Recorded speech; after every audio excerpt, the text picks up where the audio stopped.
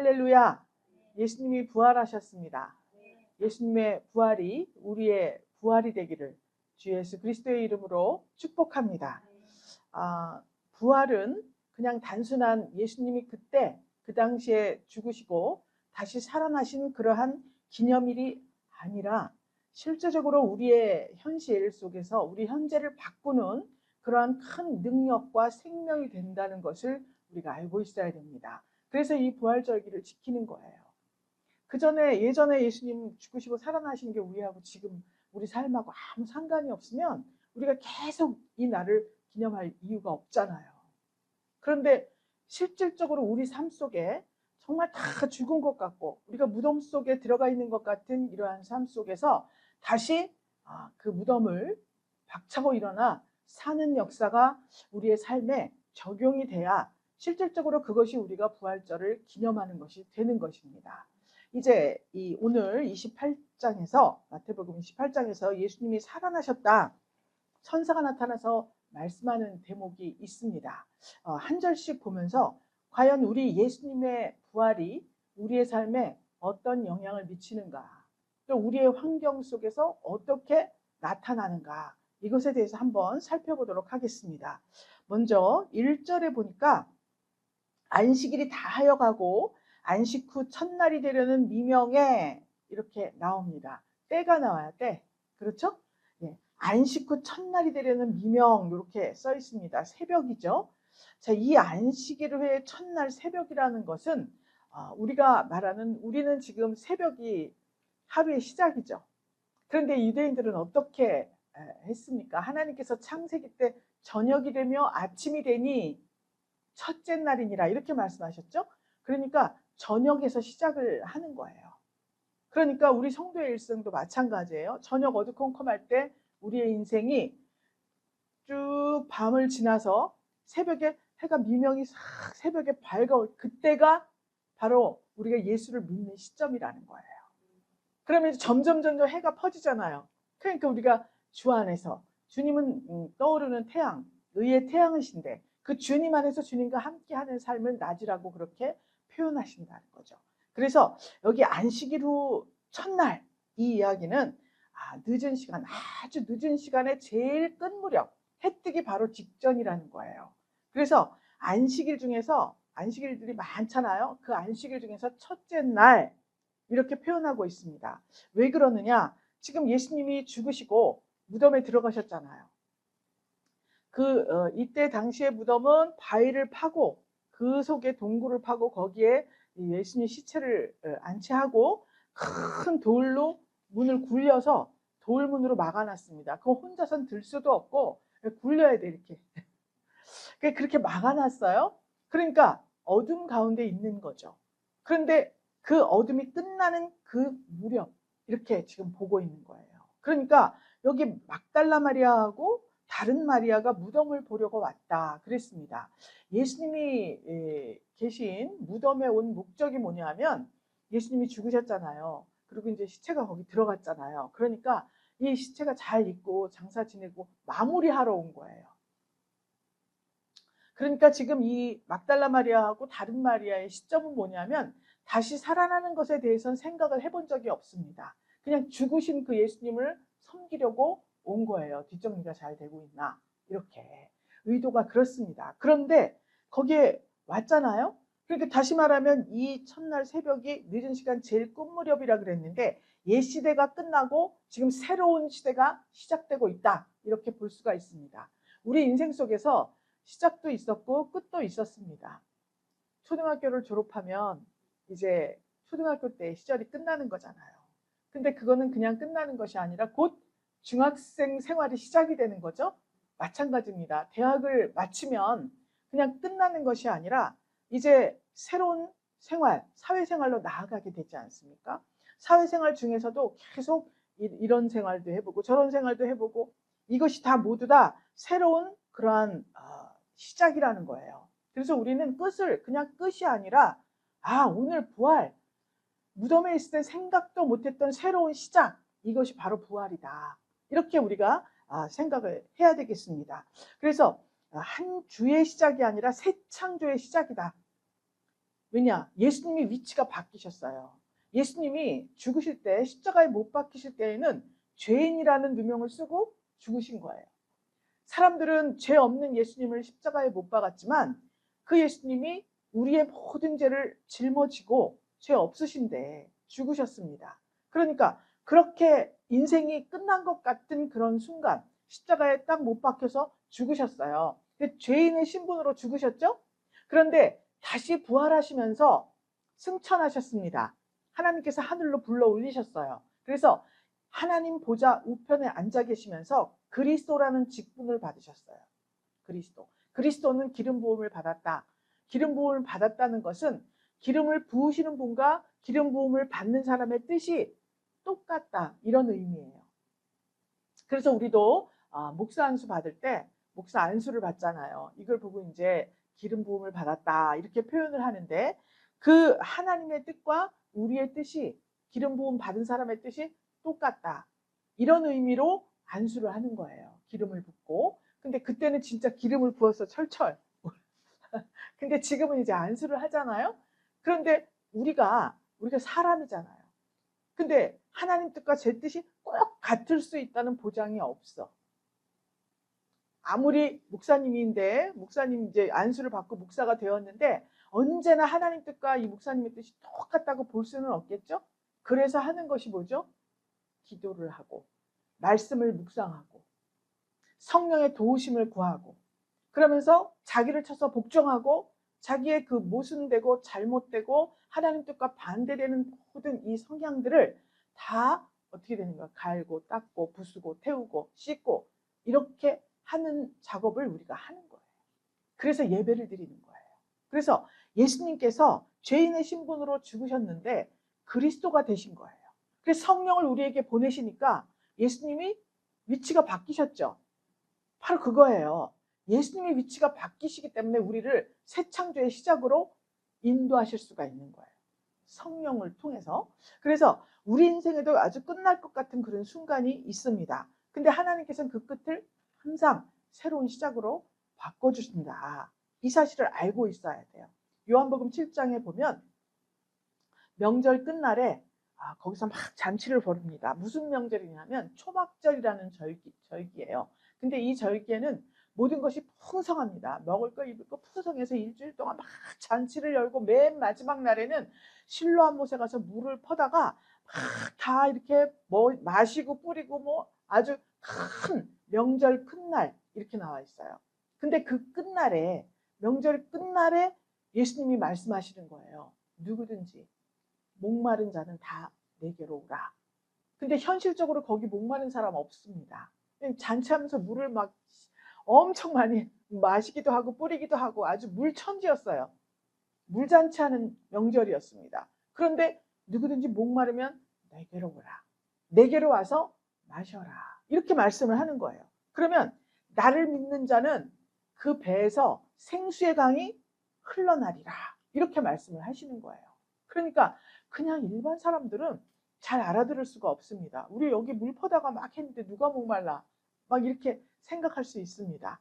그런데 예수님께서는 이 말씀을 하시면서 항상 비유로 말씀하시고 그 뜻을 따로 불러 말씀하시고 지금 우리에게는 하나님의 성령께서 열어 보여주시는 이 말씀의 뜻을 알려주시는 거예요. 명절 끝날이라고 하는 것은 사람에겐 누구든지 다 성공하는 정점이 있습니다. 리즈 시절이라 그래요. 리즈 시절. 미모로 따지면 리즈 시절. 여기 다 한미모 하시는 분들이 진짜 참 다들 미인이시네요. 다른 목사님께서 우리 교회 방문하시면 아우 여기는 인물 보고 뽑나 봐. 성도를 다 이쁘다 그래요. 그냥 생긴 게 이뻐서 이쁘다기보다는 생긴 것도 좀 이쁘시지만 교회를 섬기는 그 아름다운 마음이 그 얼굴들을 더 빛나게 하시는 것 같습니다. 이렇게 사업으로도 명예로도 권력으로도 또 어느 부분에서든지 아주 정점을 향해서 그 정점을 누리던 시절이 있었다는 거예요. 누구든지. 그런데 그게 그만 명절 끝날이죠. 끝날이 되어버렸어요. 그 시절이 가버렸어요. 예전에 저 할머님이 키워주셨다 그랬죠. 조선 가정입니다. 제 조선 가정에서 자랐는데 할머니께서 말씀하셨어요. 열을 붉은 꽃이 없다. 열흘 동안 붉은 꽃이 없다는 거. 여기 지금 일주일을 못 가더구만, 이 꽃꽂이가. 응? 열흘 붉은 꽃이 없고 10년 새도 없다 그래요. 그러니까 10년이 지나면 지금은 더 짧아. 그죠? 임기가 있어. 대통령도 5년이죠. 모든 것에 임기가 있는데 영원한 것은 하나도 없습니다.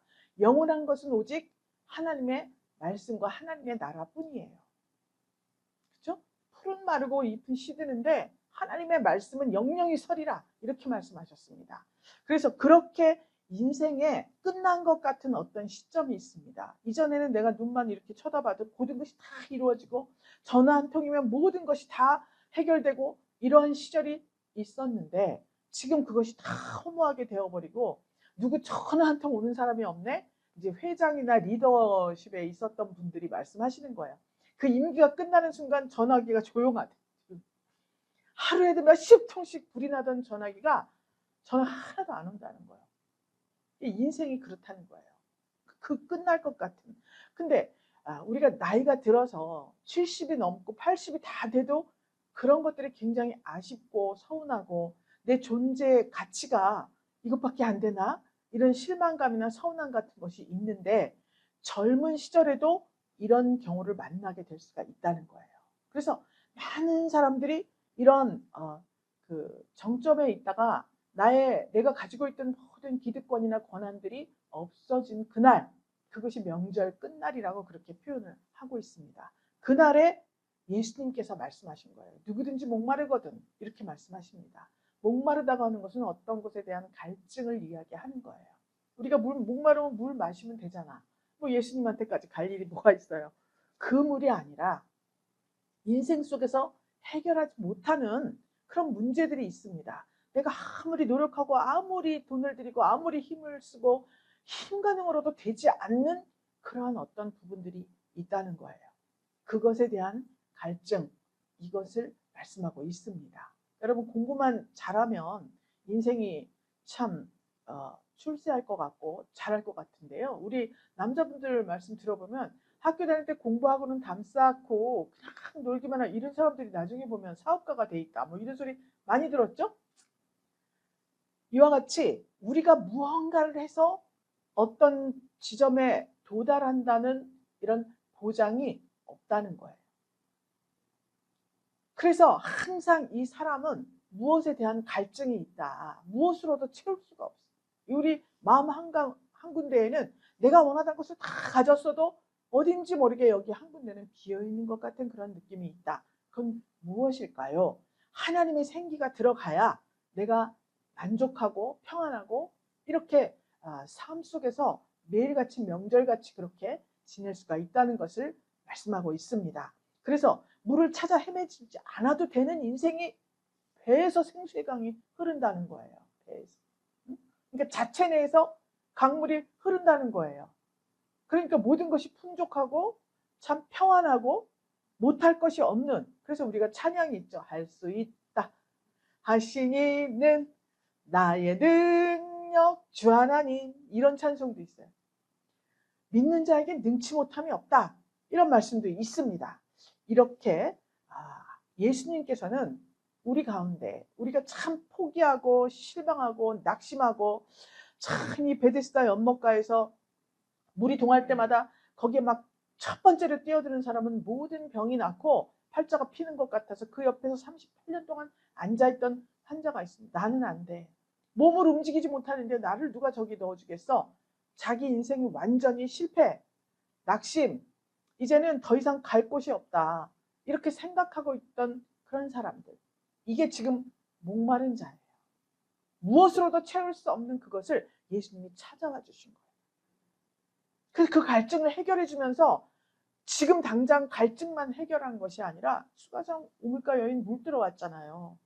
물 들어왔는데 예수님을 만나고 진짜 메시아시다. 물동이를 버려버리고 그냥 막 마을로 뛰어들어가서 메시아다 외치지 않았습니까? 그러니까 이 세상의 것하고는 정말 비교할 수도 없는 영생하는 물, 그 물, 그 물이 내 배에서 생수강같이 흘러나오리라, 이렇게 축복을 하신 거예요. 그러니까 피곤하고 지치고 상하고 정말 사망의 음침한 골짜기가 왜 음침합니까? 사망의 골짜기가 물이 없어서 그래요. 그런 곳에 있는 자들에게 복음을 증거하는 거죠. 그래서 우리 분일교회에게 사명을 주셨습니다. 온 천하에 다니며 만민에게 복음을 전파하라 이렇게 말씀을 하신 거예요. 저 만민은 누구냐? 오늘도 목마른 자들이 이 땅에 산재해 있다. 질병의 고통에 시달리는 사람, 더러운 귀신 들린 자, 귀신이 들어와서 시달리고 있는 사람, 또 사업에 실패한 사람, 학업을 그렇게 열심히 했지만 앞길이 전도가 유망하지 않아. 이렇게 지치고 상한 자들을 향해서 하나님의 복음을 증거하라는 그런 말씀을 지금 하고 있습니다. 그래서 하나님께서는 그 끝을 새로운 시작으로 바꿔주시는 거예요. 바꿔주셨습니다. 그 연못가에 와서 내가 너한테 뭐 해주길 바라냐? 이렇게 말씀했습니다. 앞이 보이지 않는 자에게도 내가 너한테 뭐 해주길 원하느냐? 그렇죠? 참 자기 키가 조그매갖고 삭개오가 저 나무 꼭대기에 올라가서 막 예수님을 사모하면서 봤죠? 내려와라. 그때 삭개오의 인생이 새롭게 바뀐 거예요. 새로운 시작이에요. 이렇게 안식 후 첫날 새벽, 즉 다시 말하면 옛시대는 끝나고 이제 새로운 시대가 시작됐다. 그 시점이 바로 예수님이 무덤에 죽으시고 무덤에 있다가 부활하신 그날이다. 이것을 지금 1절에서 말씀하고 있습니다. 근데 그날 증상이 어떤 증상이 나타나냐면 2절에 보니까 큰 지진이 났다. 이렇게 표현이 돼 있죠. 큰 지진이 나면서 주 천사가 하늘에서 내려와서 돌을 굴려내고 그 위에 앉아 있었다는 거예요. 천사가. 근데 그 형상이 번개 같고 옷은 눈같이 희다. 이렇게 표현이 되어 있습니다. 그 큰 지진이 났다. 이 지진이 흔들린다는데 크고 강력한 지진이 일어났다 그랬죠? 그 진짜 그쪽 지역은 지진이 많이 나는 지역이기도 하지만 지금 우리에게 적용을 하면 우리의 인생 속에 지진 같은 큰 흔들림이 그런 사건이 일어났다는 거예요. 그 사건, 지진이 났다. 그러면 그 순간을 우리는 어떻게 생각해야 되나? 내 인생에 하나님이 개입하셨다. 그래서 예전에는요, 예수 믿으면 집안이 뒤집어진다고 막, 저 교회 못 간다고 막 이렇게 말하는 사람이 많아서 전도하러 다닐 때 보면. 근데 큰 지진이 났다. 이거는 우리 입장에서 볼 땐, 하나님께서 내 인생에 개입하셨다. 나에게 임재하셨다. 이런 의미로 받아들여야 된다는 거예요. 열왕기상 18장, 19장에 보면 엘리야 선지자가 나옵니다. 어느 날 갑자기 나타나서 야, 이 땅에 지금 내 말이 없으면 비 한 방울도 안 와. 이렇게 말하고 도망가 버렸습니다. 그랬더니 그때 악한 왕 아합, 또 바알 숭배, 아세라 숭배를 하는 그 부인 이세벨, 이 이세벨, 그렇게 두 부부가 이 북이스라엘을 다스리고 있던 때예요. 근데 그렇게 말했더니 어떻게 됐습니까? 이 아합하고 이세벨, 바알 선지자 막 엘리야가 잡아 죽이고 참 큰 사건들이 많았습니다. 그러니까 북이스라엘 입장에서는 지진 난 거나 마찬가지예요. 바알 숭배를, 이 하나님을 섬기는 이 백성들이 바알 숭배를 열심히 하고 더러운 우상에게 제사 지내 이런 일들이 만연하고 있으니까 그들의 입장에서는 참 흐뭇하고 좋았습니다. 하나님을 믿기는 믿는데 우상을 세워놓고 이게 여기다가 제사 지내면은 하나님이 제사 받으시는 거랑 똑같아. 금송아지 만들어 놓고 그렇게 백성들을 미혹하고 있던 시대잖아요. 그런데 그렇게 말해놓고 엘리야 선지자가 도망갔죠? 왜 그랬어요? 이세벨이 그랬습니다. 바알 선지자를 다 죽였어요. 칼로 죽였습니다. 엘리야가. 너도 똑같이 내가 죽여주겠다. 엘리야한테 그렇게 선포를 하고 찾아와라. 이렇게 한 거예요. 그러니까 막 도망갔습니다. 도망가서 저기 가서 로뎀나무 밑에서 하나님, 내가 죽기를 구합니다. 이제 난 살고 싶지도 않습니다. 이렇게 말씀드린 거예요. 하나님께. 아니 그 능력을 행하던 선지자가 내가 죽는 게 낫겠습니다. 그러니까 그는 이미 무덤으로 들어간 거예요. 심정적으로는. 내가 하나님을 위해서 이렇게 일을 했는데 아니 칼이 부러져 있다 그랬죠? 갈멜산에 거기 가면 엘리야 동상이 있는데 칼이 부러져 있어요. 목을 하도 쳐가지고 450명을 죽였으니 이 칼이 부러져 있더라고요. 내가 이렇게 주님을 향해서 열심히 특심이었는데 이제 난 이제 살고 싶지도 않습니다. 도망자 생활이 얼마나 힘든지 우리가 간접적으로 들어서 알 수 있지 않습니까? 그랬어요. 그랬더니 하나님께서 너 일어나서 저 호렙산으로 가라. 호렙산으로 가서 거기 가보라. 40일 동안 밤낮 주야로 걸어서 호렙산으로 갔습니다.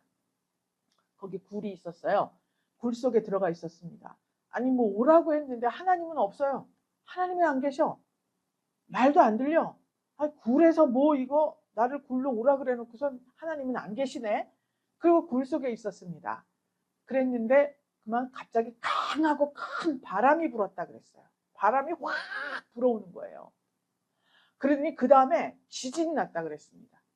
바람이 불고 지진이 났는데 거기 하나님은 안 계시더라 이렇게 써 있어요. 그랬는데 그 다음에 지진 후에 불이 났습니다. 그래서 불로 확 타고 나니까 불 후에 세미한 음성이 들렸다. 그때서야 하나님이 말씀하시는 거예요.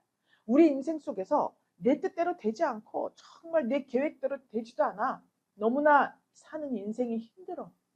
일에 쫓기고 돈에 쫓기고 사람에게 쫓기고 막 이런 쫓기는 생활 같은 그러한 일상생활이 요즘 현대시대의 삶의 생활이지 않습니까? 전부 젊은이들이 과로로 막 쓰러지는 시대예요. 그런데 하나님께서 갑자기 크고 강한 바람을 보내주시더라. 이 크고 강한 바람은 뭐냐면 한 시대 뭐라 그러죠? 트렌드라 그래요. 트렌드. 그죠?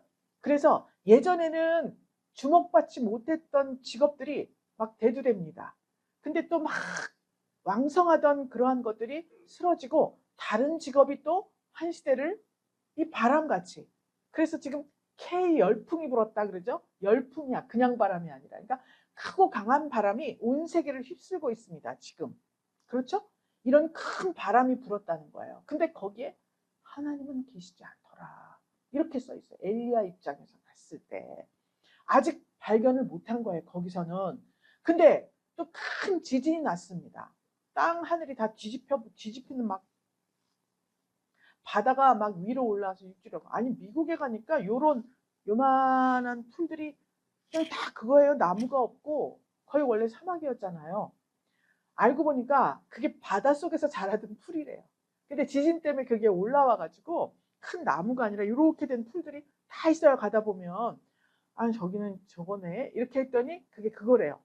그러니까 바다였던 곳이 땅이 되고 땅이었던 곳이 밑으로 가라앉고 그래서 그랜드 캐년 막 이런 데 엄청나게 멋있더라고요. 네, 지진이 나가지고요. 감춰졌던 것들이 드러나 있던 것들이 묻혀버리고 이런 사건들이 우리 인생 속에서 생겨난다. 그러니까 내 인생에서도 그렇지만 전반적인 이 전체적인 이 모든 상황들이 그렇게 돌아가고 있다는 거예요. 세계 상황도 그렇습니다. 영원 무궁할 것 같은데 아니 저렇게 이란 애들 그 원전에다 막 그 기름 나오는 데다 폭탄을 막 터뜨리고 이러면 진짜 우리 자원들을 다 스스로 다 없애버리는 거 아닙니까? 그 원인이 있겠죠. 원인이 스스로 주도권을 잡고자 하는 이런 마음들 때문에 이런 일들이 일어나요. 그러니까 그렇게 큰 지진 같은 사건들이 내 인생에도 난다는 거예요. 이랬을 때 정말 나에게서 감추어졌던 면모가 드러나고 내가 막 자랑 삼던 것들이 가라앉고 없어져 버리고 자랑할 수 없는 시대가 되는 거죠. 되는 거예요. 이렇게 되었을 때 하나님께서 내 인생에 개입하셨구나. 이거예요. 죽기를 구한 엘리야에게 새로운 사명을 주신 거예요. 불후에 세미한 음성을 듣는 너 가서 저 아람 왕 하사엘에게 기름 부음을 받고 엘리사에게 가서 네 제자를 삼고 막 이렇게 후계자를 삼고 기름 부으라고 말씀을 하시잖아요. 엊그제 난 정말 죽는 게 나아요 하던 사람이 다시 하나님 앞에 사명을 받고 지금 다시 나아가는 거예요. 이 바람, 지진, 불 후에. 그러니까 여기서 큰 지진이 나면서 주의 천사가 하늘로 내려왔다는 것이 이런 환경이 내 앞에 조성되었다. 이것을 말씀하고 있는 것입니다. 부활은요, 조용히 일어나지 않습니다. 우리 삶을 다 뒤흔들어요. 가치관이 흔들리고 우선순위가 바뀌고 인생의 방향이 내가 계획했던 것과는 전혀 다른 새로운 방향으로 진행이 되는 것을 말씀하고 있습니다. 우리 인생에 흔들리는 것은 무너지는 것이 아니라 새로운 시작이다. 할렐루야. 무너지는 게 아니에요. 새로운 시작이에요. 분명히 결과가 이럴 텐데 다른 결과가 나타나 무너지는 것이 망한 것이 아닙니다. 새로운 시작이에요. 할렐루야. 이 사실을 믿고 소망하고 기대하면서 우리 주 예수 그리스도의 이름으로 기도하세요. 예수님의 부활에 대해서 묵상하세요. 그러면 반드시 하나님께서 성령을 통해서 나에게 새 창조의 역사를 충만하게 열어주신다는 사실을 꼭 우리가 믿어야 합니다. 이 천사들이 돌 위에 돌을 굴려내고 그 위에 앉았다 그랬잖아요. 왜 그 빈 무덤이 비어 있었다 그랬죠? 왜 빈 무덤을 보여주었을까? 예수님께서 여러분, 예수님께서 죽음의 권세를 깨뜨리고 완전히 살아나신 것을 보여주기 위해서 그랬어요. 살아나셨으면 예수님 먼저 보여줘야 되잖아요. 근데 이후에도 가짜 소문을 막 퍼뜨렸잖아요. 로마 지키는 사람들 불러다가 이래 쟤네들이 다 훔쳐가고 지어냈다 막 이렇게 말하라고 막 그랬죠. 지금까지도 그렇게 믿는 사람들이 있답니다. 부활하신 게 아니라 예수님 시체를 갖다가 어디다 숨겼다 이렇게 얘기하라고 그랬잖아요. 그래서 그렇게 알고 있는 사람이 있다는 거예요. 그래서 막달라 마리아와 마리아에게 빈 무덤을 실제로 보여줬는데 거기에 뭐가 있었다 그랬어요. 예수님 수의가 그대로 곱게 개켜서 그 위에 있었다 그랬습니다. 그러니까 그 옷을 벗어버리고 예수님이 부활하시고 그 무덤을 나가신 거예요. 그래서 이것을 죄의 장벽을 완전히 제거하고 죽음의 권세를 깨뜨리신 예수님의 부활, 이것을 눈으로 네가 봐라. 비었지? 그랬습니다.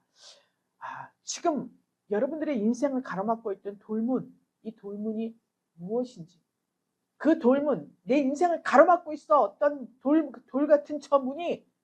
그래서 내가 이 무덤에서 나갈 수가 없어. 이렇게 생각했다면 여러분 자신을 잘 점검해 보세요. 거의 다 내 속에 있는 육신의 정욕, 안목의 정욕, 이생의 자랑, 이것들 때문에 비롯된 탐욕이 계획을 엉뚱한 방향으로 잡았기 때문에 그런 일이 일어날 수가 있습니다.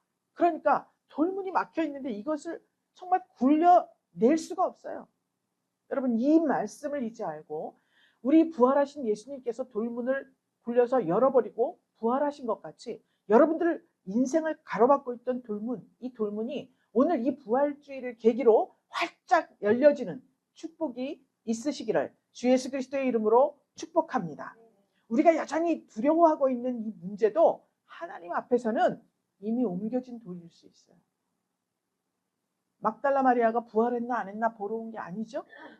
근데 이미 돌은 옮겨져 있잖아요. 예수님은 부활하셨잖아요. 우리가 몰랐던 거예요. 마리아가 몰랐던 거예요. 그들이 모르는 사이에 예수님이 돌문도 굴리고 부활도 하시고 다 하셨어요. 그러니까 우리가 막막하다, 내 인생 실패했다, 막막하다, 뭐가 어떻다 이 무덤 같은 생각 속에 사로잡혀 있을 때 그 무덤문은 이미 열려 있습니다. 내가 나가기만 하면 되는데 자꾸 무덤 속에다 내 시선을 고정시키고 있었다는 거예요. 오늘 이 시선을 바꾸세요. 안목을 바꾸세요. 이미 옮겨진 돌 그냥 나오기만 하면 됩니다. 예수님이 십자가에 죽으시면서 이미 돌문을 다 열어놓으셨잖아요. 할렐루야. 무에서 유를 창조하십니다. 하나님께서는 없는 것을 있는 것 같이 부르시는 분이에요. 그래서 우리가 너희가 말을 하고 기도를 하면 내 귀에 들린 대로 내가 응답하리라. 이렇게 말씀하셨습니다. 돌문이 열려 있다고 생각하고 기도를 하세요. 그때 하나님께서는 내 귀에 들린 대로 응답하시는 역사가 있으실 것을 축복합니다. 4절 5절에 보면 계속 말씀하죠. 수직하던 자들이 무서워하고 떨고 또 천사가 여자들한테 이야기를 해요. 5절에서 너희는 무서워 말라 이렇게 말합니다. 무서워 말라, 두려워 말라 이렇게 의미인데 이 헬라어 원어를 뜻을 살펴보면 진행형이에요. 계속 두려워하지 말아라 이런 뜻이에요. 그러니까 지금 두려웠죠? 그런데 또 두려워하지 않았어요. 또 새로운 일들이 막 나타나요. 주님이 행하시는 일들이. 근데 계속 두려운 거야. 새로운 일들. 돈 문제, 건강 문제, 무슨 문제, 두려움. 이 두려운 마음이 있다는 거예요. 그러니까 두려워 말아라. 무서워하지 말아라.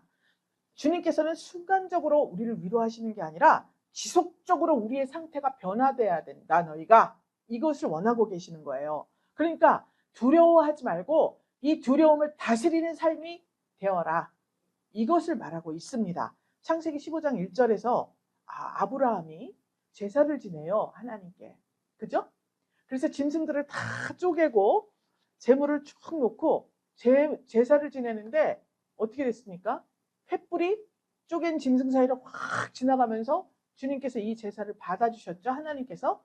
그런데 그만 잠깐 조는데 새를 어떻게 했어요? 새 같죠? 그러니까 하나님께서 아브라함에게 말씀하는 거예요. 아브라함에게 임하여 두려워 말라. 나는 너의 방패요 지극히 큰 상급이니라. 쪼갠 고기 사이로 횃불이 탁 지나가니까 얼마나 무섭겠어요. 그때는 실제 지나갔겠죠. 지금 우리는 쪼개가지고 제사를 지내지 않고 예수님께서 제물이 되셨으니까 우리는 지금 드리는 것은 제물이 아니라 예물이라고 하잖아요. 그렇죠? 예물을 드리니까 하나님의 성령께서 나에게 불같은 마음, 뜨거운 마음을 주신다는 거예요. 그런데 두렵기도 해. 나아가라. 진행하라. 이렇게 했을 때 두려운 마음이 드는 거예요. 두려워하지 말라. 나는 너의 방패고 지극히 큰 상급이다. 이렇게 하나님께서는 용기를 우리에게 주시는 겁니다. 새로운 어떠한 인생 스케줄에서 새로운 것을 향하여 한 걸음 내어드릴 때 두려운 마음도 있지 않습니까? 그런데 하나님께서는 두려워하지 마라. 내가 너의 방패고 상급이니까 너는 이 두려움을 다스리는 삶을 살아라. 이렇게 말씀하고 있습니다. 다니엘 10장에 보면 다니엘이 히데길 강가에서 이렇게 있었습니다. 근데 길 건너편에 큰 천사 같은 사람이 나타났어요. 뭐 우바스 정금띠를 띠고 빛나고 세마포를 입고 예수님 아니겠습니까? 그분을 보게 됐어요.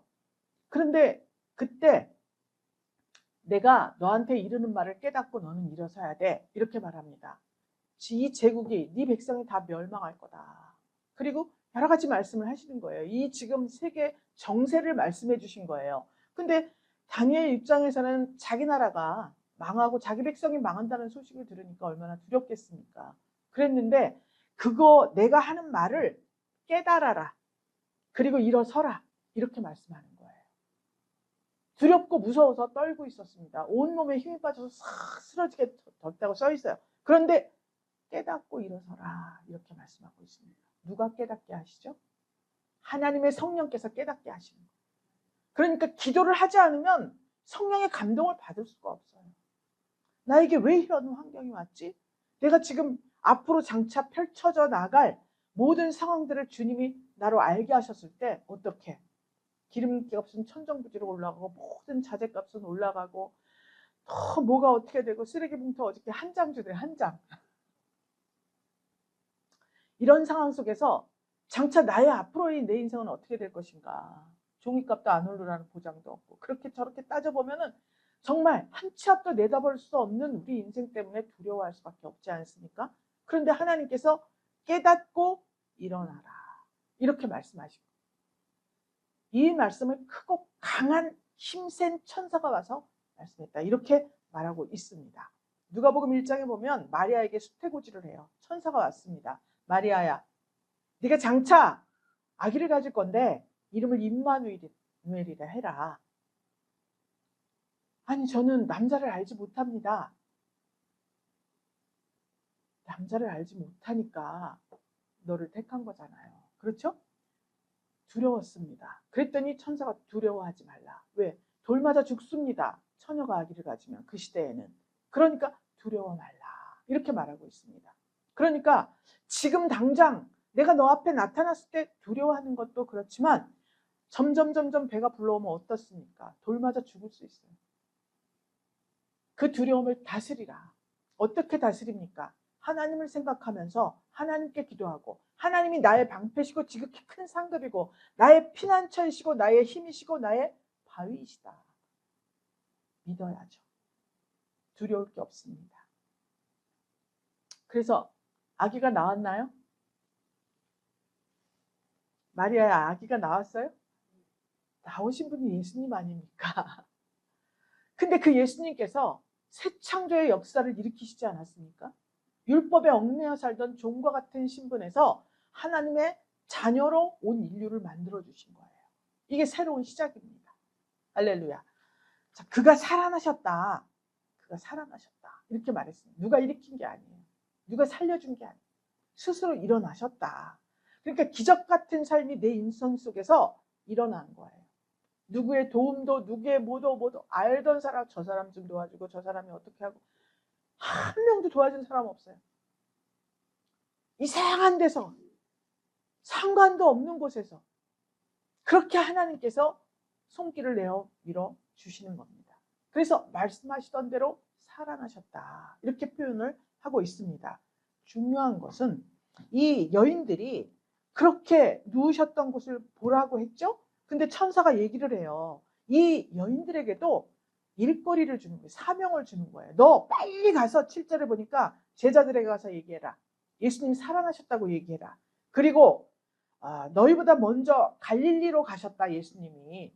그랬으니까 빨리 갈릴리로 가서 그분을 만나 뵈어라. 두 가지를 말씀해요. 근데 예수님 이상하시죠? 예루살렘에서 죽으셨잖아요. 그럼 예루살렘에서 살아나셨잖아요. 무덤을 열고. 근데 왜 예루살렘이 아니라 갈릴리로 가신 거예요. 갈릴리로. 왜 갈릴리로 가셨을까? 갈릴리는 그 당시 흑암의 땅, 저주받은 땅, 소망 없는 땅, 짓밟힌 땅, 생기가 없는 땅으로 유명합니다. 그래서 사람들이 이방의 갈릴리다 이렇게 표현을 했어요. 왜 그랬느냐? 열왕기상 9절에 보면 이 갈릴리가 성경에 등장하게 된 것이 솔로몬이 성전하고 왕국을 지었죠. 근데 히람 왕이 많은 도움을 줬습니다. 그 답례로 갈릴리에 있는 성읍 20개를 줬어요. 20개를. 그러면서 등장을 했는데 이 BC 732년에 북이스라엘이 정복당했죠. 아수르에게. 그때 700년 동안에 바벨론, 페르시아, 헬라, 애굽, 시리아, 아수르에게 정복을 당한 거예요. 그러니까 정복을 당하면서 많은 이방인들이 갈릴리에 거주하게 됐죠.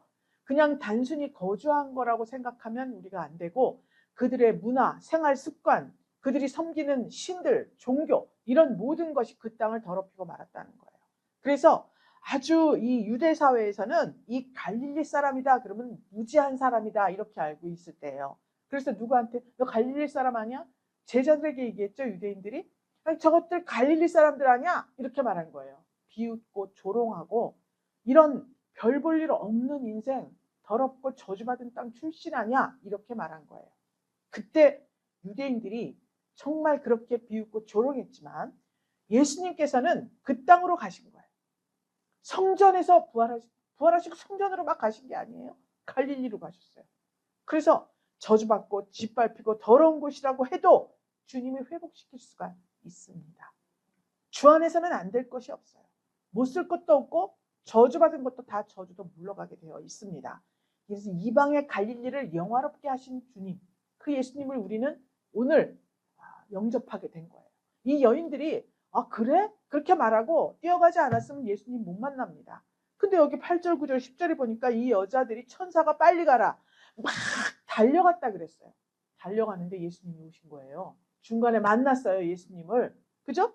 그래서 9절에 보니까 예수님께서 저희를 만나서 평안하냐? 이렇게 말씀하시는 거예요. 그러니까 또 무서워해.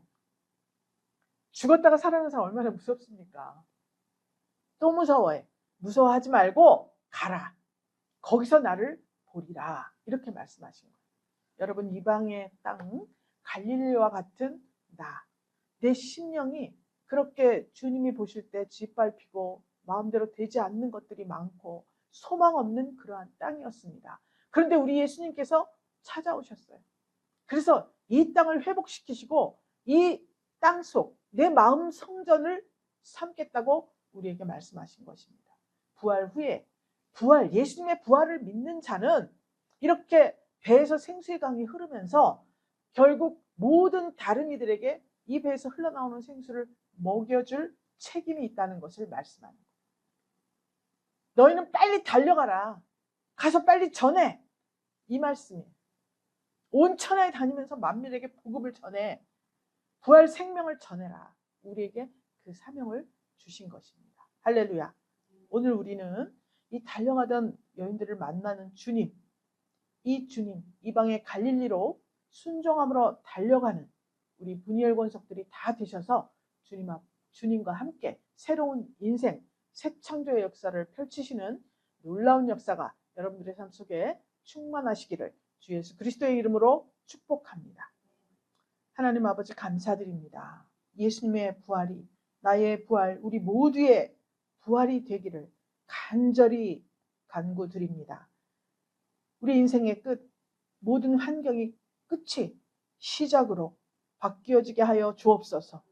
두려움이 기쁨과 환호로 바뀌게 하여 주옵소서.